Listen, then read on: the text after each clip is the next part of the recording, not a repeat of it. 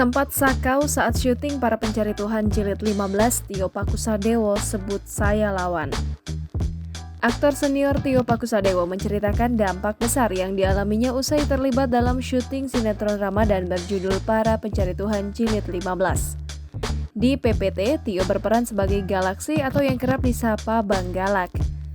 Tio tak menampik saat awal proses syuting dirinya masih merasakan sakau atau badan yang sakit saat berusaha lepas dari narkoba. Aktor berusia 58 tahun itu juga mendapat bantuan dari semua orang yang terlibat di PPT Jilid 15 agar ia sembuh dari narkoba.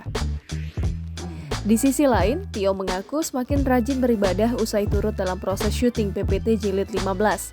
Sinetron Para Pencari Tuhan adalah salah satu program tetap yang tayang di SCTV selama bulan Ramadan.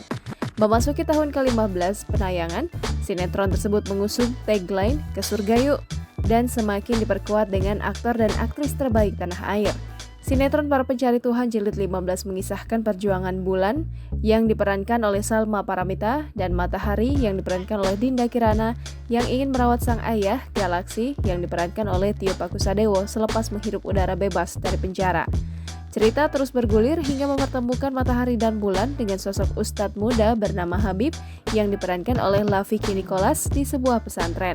Nantinya sinetron tersebut akan tayang setiap hari dalam bulan Ramadan mulai 2 April 2022. Jangan lupa subscribe, share, komen, dan like ya!